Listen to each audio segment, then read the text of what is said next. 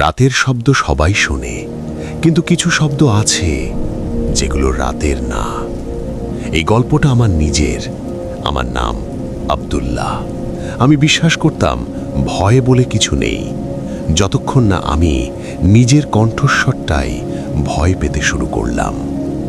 ঘটনাটা শুরু হয় 2023 সালের এক বর্ষার রাতে। আমি থাকতাম মেসে, 3তলা বিল্ডিং। আমার রুম একদম শেষ মাথায়। সেদিন রাত 2:13। হঠাৎ শুনি কেউ আমার নাম ডাকছে, আব্দুল্লাহ। আমি ভাবলাম পাশের রুমের কেউ, কিন্তু শব্দটা আসছিল আমার নিজের রুমের ভেতর থেকে। সমস্যা একটাই, আমি তখন রুমের বাইরে বাথরুমে ছিলাম। আমি ধীরে দরজার কাছে গেলাম। লাইট অফ, ভেতর অন্ধকার। আবার শুনলাম, আব্দুল্লাহ, ভিতরে আসো।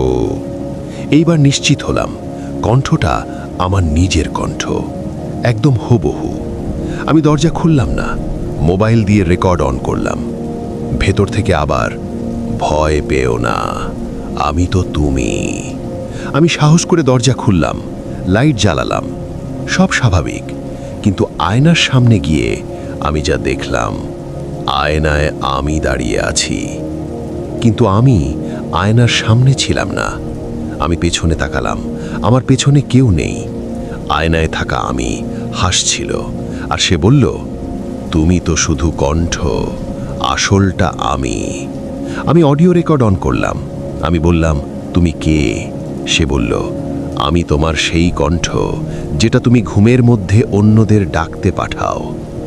আমি কিছুই বুঝলাম না। তখন সে বলল, তুমি জানো না, কিন্তু তুমি ঘুমের মধ্যে প্রতি রাতে 3 জন মানুষকে ডাকো, 2 জন কখনো ফিরে আসে না। ঠিক তখনই পাশের রুম থেকে চিৎকার।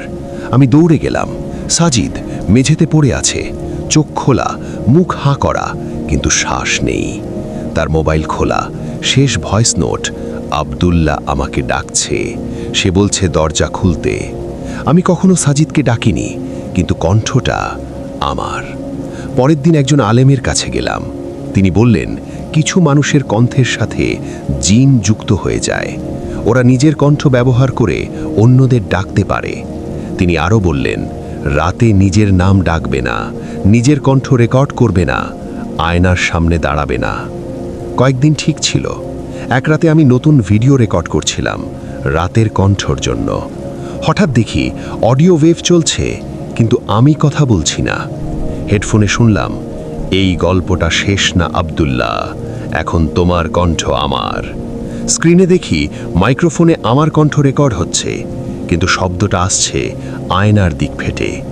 সেদিনের পর থেকে আমি আর নিজের কণ্ঠে কথা বলি না। এই যে তুমি এখন এই গল্প শুনছো, এই কণ্ঠটা হয়তো আমার না। হয়তো তুমি এখন যে কণ্ঠ শুনছো, সে শুধু তোমাকে একটাই কথা বলতে চায়।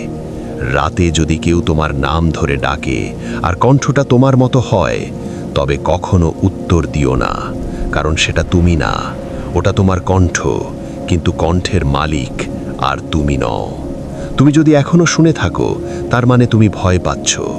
আর যদি ভয় ভালো লাগে, তাহলে রাতের কণ্ঠ সাবস্ক্রাইব করো, কারণ এখানে প্রতিটা রাতেই নতুন কণ্ঠ আসে।